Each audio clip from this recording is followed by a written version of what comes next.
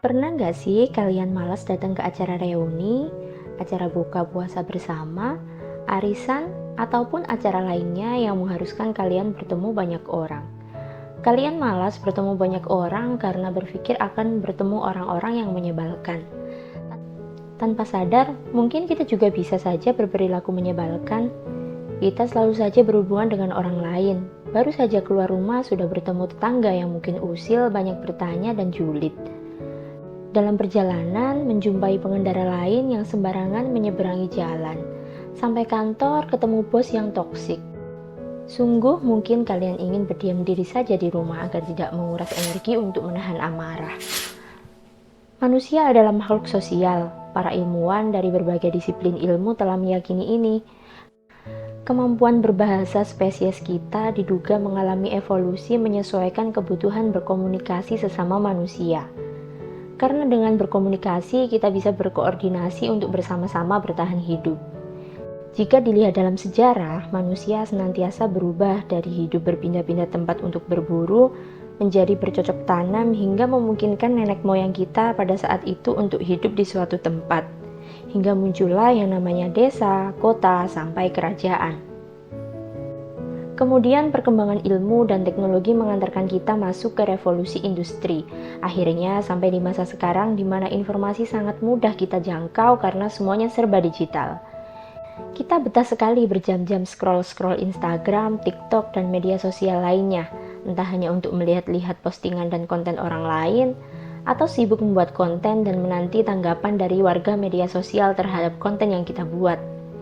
Ini mencerminkan keinginan paling dalam manusia bahwa kita ingin selalu terhubung satu dengan yang lainnya.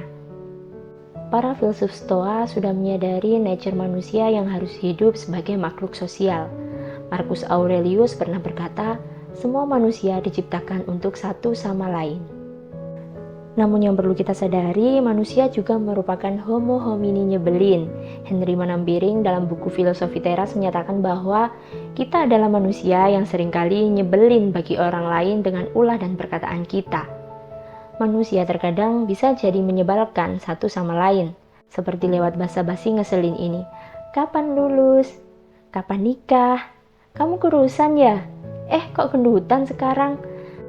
Atau bisa juga lewat perbuatan kecil yang tanpa disadari bisa menyebalkan untuk orang lain, seperti main handphone saat sedang berbincang, memotong pembicaraan orang lain tanpa permisi, atau menyerobot antrian di kasir supermarket.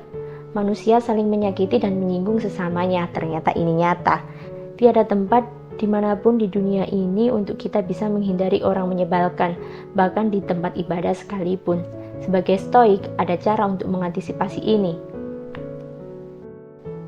Marcus Aurelius menulis dalam bukunya Meditation, mengharapkan orang jahat untuk tidak menyakiti orang lain adalah gila. Itu adalah meminta hal yang tidak mungkin. Arogan sekali jika kita bisa memaklumi orang jahat memperlakukan orang lain seperti itu, tetapi kita tidak terima jika terjadi pada kita. Itu kelakuan seorang tiran. Dari kalimat tersebut, kita diingatkan bahwa bisa saja kejadian buruk atau hal-hal menyebalkan juga bisa menimpa kita. Pertanyaannya adalah apakah kita bisa menyikapi hal-hal yang tidak kita inginkan dengan tenang dan santai? Mungkin kebanyakan tidak. Kita harus kembali mengingat tentang dikotomi kendali, di mana orang lain berada di luar kendali kita, sedangkan yang ada dalam kendali kita adalah persepsi kita. Kita yang bisa menentukan apakah kita akan terganggu dengan perilaku orang lain atau tidak. Filosofi Teras mengajarkan pada kita untuk tidak memberikan kuasa pada orang lain menentukan emosi kita. Perasaan terganggu oleh perbuatan orang lain sepenuhnya kita yang menentukan. Jika kita kesal karena orang yang kita bantu tidak mengucapkan terima kasih, maka artinya kita masih mengizinkan orang lain menentukan suasana hati kita. Padahal kita sudah tahu yang dapat kita kendalikan hanyalah perbuatan kita, bukan respon orang lain terhadap kebaikan kita. Yang perlu ditekankan adalah kita harus merasa cukup bahagia dengan berbuat baik kepada orang lain, tanpa meminta imbalan, sekalipun itu sekedar ucapan terima kasih. Aku akan jabarkan 5 hal penting yang harus kita sadari agar terhindar dari rasa kesal terhadap perbuatan orang lain. Yang pertama adalah butuh dua pihak untuk merasa terhina. Jika ada seseorang yang merasa terhina, Epictetus, salah satu filsuf Stoa, akan menyalahkan si terhina. Lah, bagaimana bisa gitu?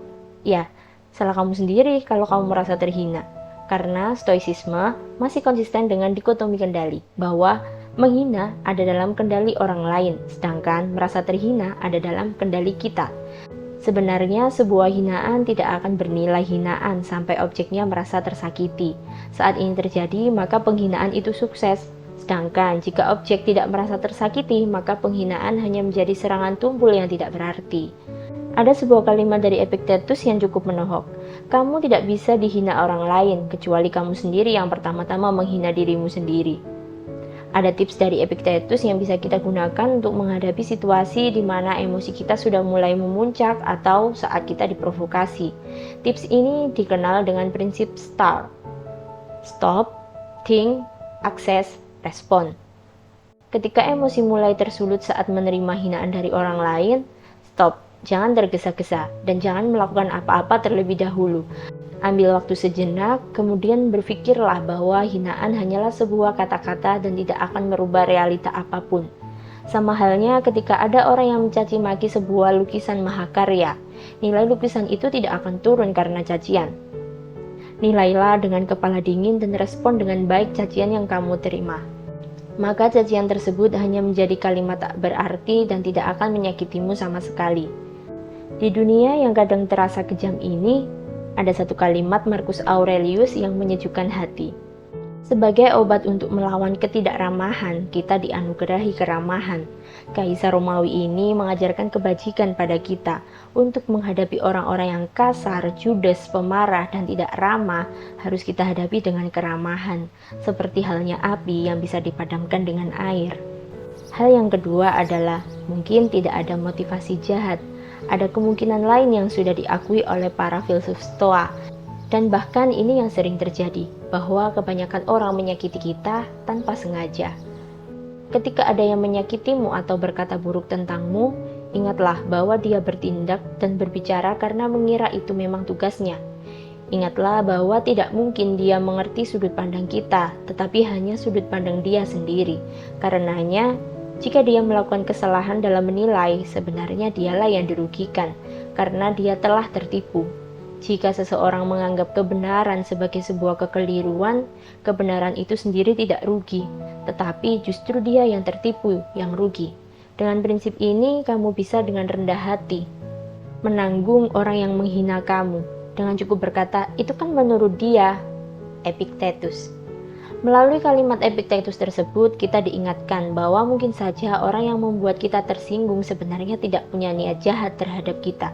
Dia hanya merasa harus mengatakannya demi kebaikan menurut sudut pandang dia. Coba kita gunakan contoh yang paling umum di masyarakat kita. Saat acara keluarga, pasti banyak yang akan bertanya pada anggota keluarga lain yang masih lajang, kapan nikah? Jika kita emosi, pastinya kita akan kesal duluan dalam hati.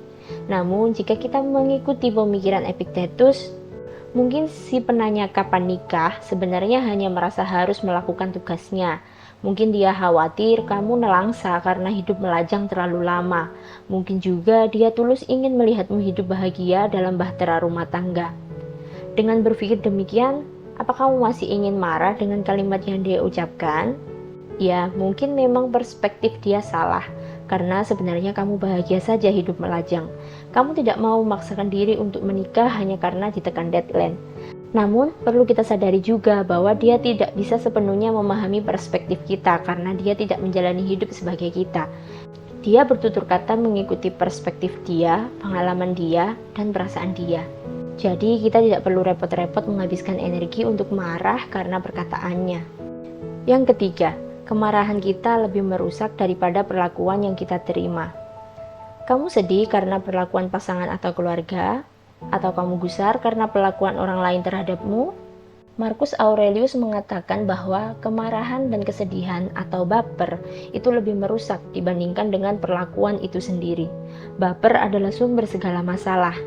Karena baper dimulai dari persepsi kita sendiri atas sebuah peristiwa yang seringkali tidak dianalisis terlebih dahulu sehingga bisa saja keliru. Kalaupun benar, tetap saja tidak berguna karena hal itu ada di luar kendali kita. Contohnya saat hari ulang tahun kita, sahabat terbaik kita tidak mengucapkan selamat ulang tahun. Persepsi kita mengatakan, Bagaimana dia bisa melupakan hari istimewaku, padahal aku tidak pernah melupakan hari ulang tahunnya. Bahkan aku juga selalu kasih hadiah setiap kali dia ulang tahun. Apa sekarang dia sudah tidak menganggapku sahabatnya lagi? Ingat bahwa faktanya hanyalah dia tidak mengucapkan selamat ulang tahun, sedangkan dia sudah tidak menganggapku sahabat adalah hasil pemikiran kita sendiri. Rantai persepsi ini adalah pemicu. Selanjutnya mungkin bisa muncul respon-respon negatif seperti marah atau bahkan mulai menjauh hingga memutuskan hubungan persahabatan yang sudah terjalin. Banyak kita lihat di sekitar kita rusaknya sebuah hubungan hanya karena salah paham. Hal keempat, instruct or endure. Apa kalian sering dengar kalimat ini? Yang penting aku nggak ganggu orang lain nggak ganggu aku. Atau kalian termasuk salah satu yang memegang teguh prinsip hidup ini?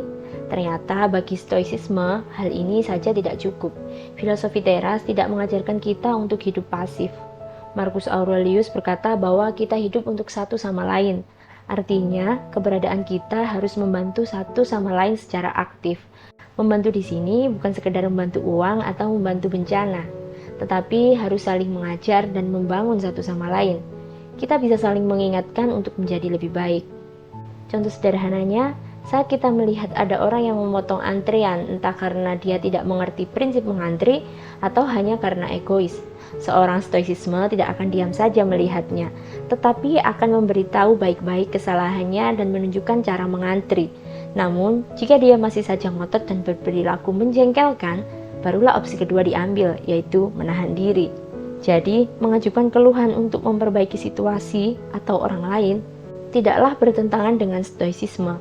Yang tidak didukung stoicisme adalah menggerutu dan menggosipkan kesalahan orang lain, tetapi tidak memperbaiki keadaan maupun membuat orang lain lebih baik. Tapi jangan jadikan ini alasan kamu jadi gampang menegur orang lain dan jadi hakim sana-sini ya. Ada prinsip ketat yang harus diikuti. Sebelum menegur orang lain, pastikan kita sudah yakin bahwa kita mengerti kondisinya dan teguran memang diperlukan. Kita harus pastikan bahwa penilaian kita terhadap orang lain sudah akurat. Namun jika kita sendiri masih ragu, maka sebaiknya kita diam. Yang kelima, terkadang ada orang-orang yang harus dihindari. Sampai sini, apa kalian merasa menjalani hidup sebagai stoicisme terasa sangat sulit dan tidak relevan? Tenang, filosofi teras adalah filosofi yang realistis kok, karena pemikiran ini lahir dari pengamatan sikap manusia nyata. Meskipun stoik seringkali mengajarkan pada kita untuk menjadi manusia yang bijak, tidak salah kok kalau kita merasa tidak bisa berteman dengan salah satu orang yang menurut kita kehadirannya toksik atau merusak mental kita. Pertemanan palsu adalah yang terburuk, hindari sebisa mungkin. Jika kamu jujur dan terus terang dan bermaksud baik, itu akan tampak di matamu, tidak mungkin disalahartikan. Marcus Aurelius. Berteman kok milih-milih? Ya memang, bukan pilih-pilih atas dasar suku, ras, agama, atau kekayaannya, tetapi memilih teman berdasarkan karakter mereka. Karena karakter yang buruk juga bisa menular. Jika kita tidak cukup mampu untuk mempengaruhinya menjadi lebih baik, bisa jadi kita yang akan terpengaruh olehnya. Kita harus ingat bahwa waktu akan terus berjalan. Jangan sampai kita habiskan dengan orang-orang yang tidak membuat hidup kita lebih baik. Cukup segitu dulu video kali ini, semoga bermanfaat. Aku Binda dari Yarabel Channel. Terima kasih sudah menonton. Sampai jumpa di video selanjutnya.